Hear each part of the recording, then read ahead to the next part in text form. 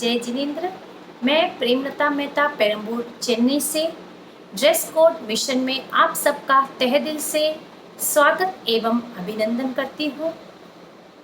Dress code mission क्या है तो आपको बता दूं कि यह मेरा एक मिशन है जिसमें मैं 2020 यानी 2020 महिलाओं को जोड़ने का मेरा लक्ष्य है और इसमें वह महिलाएं जुड़े जो अपने पोशाक में परिवर्तन ला सकते हैं, यानी जो महिलाएं स्लीवलेस पहनते हैं या फिर अपने नीज के ऊपर वाले जो कपड़े पहनते हैं, उन महिलाओं में एक बदलाव लाने का ही मेरा एक उद्देश्य है।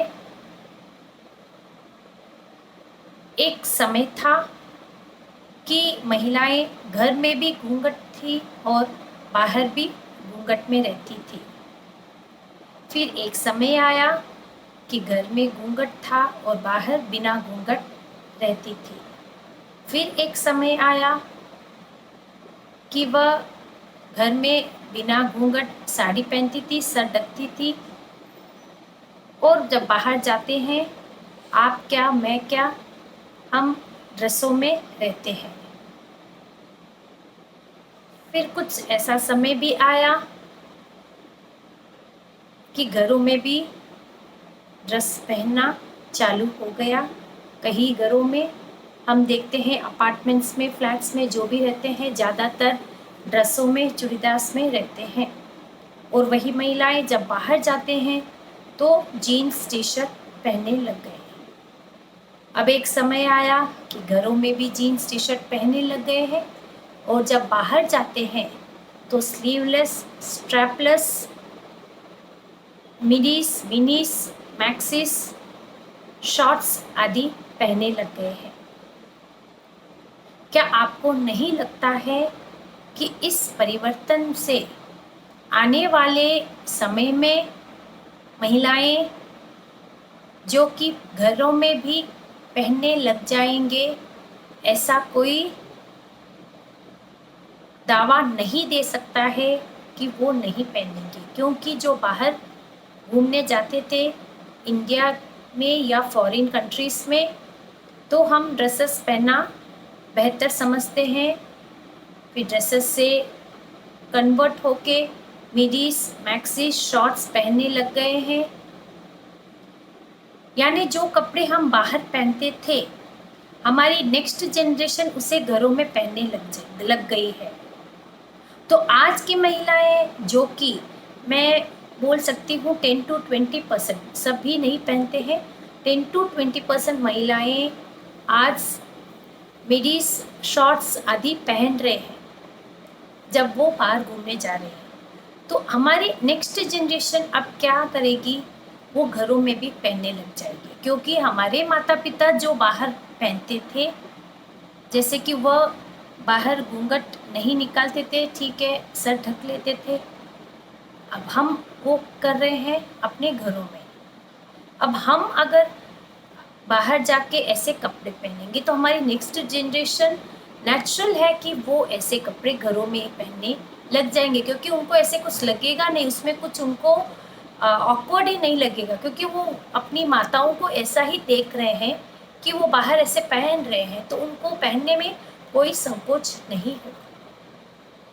सर नहीं ढकना अलग बात है, उसमें सिर्फ आपका फेस दिख रहा है, वह अलग बात है। फेस दिखना और शरीर दिखना, मुंह दिखना और अपना शरीर दिखना, दोनों में अंतर है। आपका फेस देखकर दूसरों के भाव में अंतर आए ये ज़रूरी नहीं है, मगर आप ऐसे कपड़े पहनेंगे, हो सकता है कि सामने वाले के भाव में परिवर्तन आ जाए। ठीक है, हमारे समाज के पुरुष ऐसे नज़र से नहीं देखेंगे, मगर हम जहाँ जाते हैं वहाँ पे अन्य समाज के पुरुष भी हैं, वो आपको देख रहे हैं, वो फ़ोटोज़ ले रहे हैं, आपको पता भी नहीं चलेगा, वो वीडियोज़ भी लेते हैं, आपको कभी पता नहीं चलेगा। तो मैं चाहती हूँ कि ऐसे कपड़े ना पहने जो कि सामने वाले के नज़र में भी परिवर्तन लाए, हमारे जैन संस्कृति में भी एक बुरा असर डाले और आने वाली पीढ़ियों को भी वह मिसगाइड करे, ऐसे पोशाक ना पहने। हम देखते हैं कुछ महिलाएं स्थानक में भी मंदिरों में भी ऐसे आ जाती हैं, स्लीवलेस पहन के आ जाती हैं। गुरु दर्शन के लिए भी जब बाहर घूमने जाते हैं और वहाँ पे कोई संत मुनि है विराजमान है, उनके दर्शन के लिए आते हैं, अच्छी बात है कि घूमने आए फिर भी दर्शन के लिए आए, ये अच्छी बात है। मगर ऐसे पोशाक में आते हैं कि गुरु भगवंतों को अपनी नज़र झुकाना पड़ जाता है, ऐसे पोशाक में आते हैं। ये मैंने खुद देखा है, एक बार नहीं कई बार मैंने देखा है। तो मैं चाहती हूँ ऐसे कपड़े से हम जैन समाज में इसको एक रोक लगाते हुए इसको अवॉइड करें। और सिर्फ आप ऐसे कपड़े पहनने से ही यंग लगेंगे ऐसा कोई ज़रूरी नहीं है।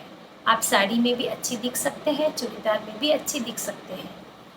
और अच्छा दिखना ही ज़रूरी नहीं है, अच्छा बनना ज़्यादा ज़रूरी है। हमारे समाज के लिए कुछ अच्छा करना ये सबसे महत्वपूर्ण है।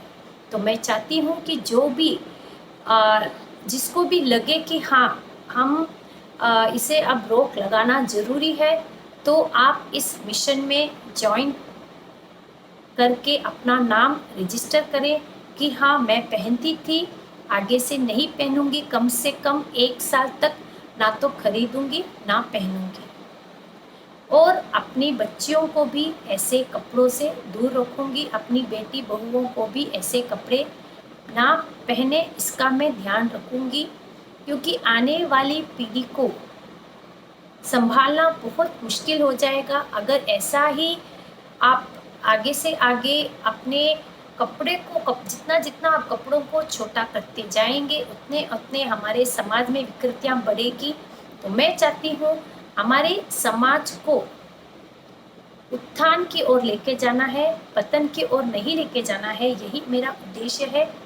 मेरे इन विचारों से, मेरे इन बातों से किसी को ठेस पहुंची हो तो मैं चाहती हूँ कि यह ठेस आपको एक अच्छे परिवर्तन की ओर लेके जाएगी। जय जिनेंद्र, धन्यवाद।